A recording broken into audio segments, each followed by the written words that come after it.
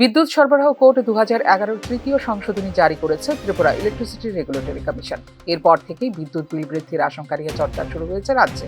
নতুন সংশোধনীতে একাধিক প্রশাসনিক ও প্রক্রিয়াগত পরিবর্তনের পাশাপাশি সংযোগ সংক্রান্ত পরিষেবা চার্জ আরোপের বিধান স্পষ্ট করায় ভবিষ্যতে গ্রাহকদের আর্থিক চাপ বাড়তে পারে বলে মনে করছেন পর্যবেক্ষকরা। কমিশনের দাবি, সংশোধনের লক্ষ্য হল বিদ্যুৎ পরিষেবাকে আরও স্বচ্ছ, দ্রুত ও গ্রাহক বান্ধব করে তোলা এবং কেন্দ্রের ইজ অফ লিভিং নির্দেশিকা কার্যকর করা। পাশাপাশি Tripura state electricity corporation limited এবং Tripura renewable energy development agency উত্থাপিত বিভিন্ন পরিচালনাগত ও নিয়ন্ত্রক প্রয়োজনীয়তাও অন্তর্ভুক্ত হয়েছে এই সংশোধনীতে।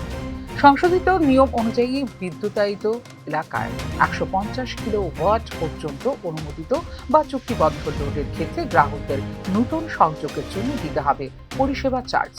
লোডের পরিমাণ, গ্রাহক শ্রেণী এবং গড় সংযোগ ব্যয়ের ভিত্তিতে সংযোগ চার্জ নির্ধারণ করবে ডিসকম। আবেদন করার সময় পরিশোধ করতে হবে এই অর্থ। বিশেষজ্ঞদের মতে সংযোগ ব্যয় নির্ধারণের এই পদ্ধতি ভবিষ্যতে নতুন গ্রাহক বা লোড বৃদ্ধি করতে ইচ্ছুক গ্রাহকদের উপর চাপাতে পারে অতিরিক্ত আর্থিক বোঝা। নতুন সংযোগের আবেদন পাওয়ার পর গ্রাহকের প্রাঙ্গণ পরিদর্শনের সময় নির্ধারণ করে তা জানাতে হবে ডিসকমকে। তবে 150 কিলোওয়াট পর্যন্ত লোডের ক্ষেত্রে প্রয়োজন হবে না আলাদা ফিল্ড সংযোগের। চাহিদাপত্র অর্থাৎ ডিমান্ড নোট জারির ক্ষেত্রেও বেঁধে দেওয়া হয়েছে নির্দিষ্ট সময়সীমা। প্রথম শ্রেণীর শহর ও শহরাঞ্চলে উচ্চ ভোল্টেজ সংযোগের জন্য 15 কার্য দিবসের মধ্যে পেশ করতে হবে ডিমান্ড নোট। গ্রামাঞ্চলে এইচডি সংযোগের জন্য 20 কার্য দিবসের মধ্যে পেশ করতে হবে চাহিদাপত্র। অতিরিক্ত উচ্চ টেনশন সংযোগের জন্য সব এলাকায় 30 কার্য দিবসের মধ্যে পেশ করতে হবে চাহিদাপত্র। নির্দিষ্ট সময়সীমার মধ্যে চাহিদাপত্র পেশ না করা হলে গুনতে হবে মাশুল। সংশোধনীতে আবেদনকারীদের নির্দিষ্ট কিছু সংযোগ সংক্রান্ত কাজ নিজ খরচে সম্পন্ন করার সুযোগ রাখা হয়েছে, তবে তা করতে হবে ডিসকমের অনুমোদিত কর্মকর্তার তত্ত্বাবধানে।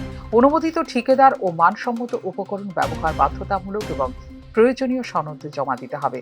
এতে প্রাথমিক ব্যয় আরও বাড়তে পারে বলে আশঙ্কা গ্রাহকদের। অস্থায়ী বিদ্যুৎ সংযোগ নির্দিষ্ট সময়ের জন্য মঞ্জুর করা হবে। নির্ধারিত সময়ের বাইরে বিদ্যুৎ ব্যবহার করতে হবে। মেয়াদ বৃদ্ধির জন্য আবেদন করতে হবে নতুন করে।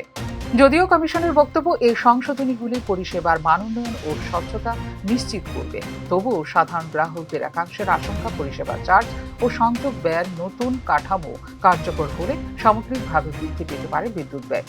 বাস্তব প্রয়োগে এই সংশোধনীগুলি গ্রাহকদের জন্য কতটা সুফল বয়ে আনে এবং এর ফলে কতটা আর্থিক প্রভাব পড়ে গ্রাহকদের উপর তা নিয়ে চলছে জোর জল্পনা। News now.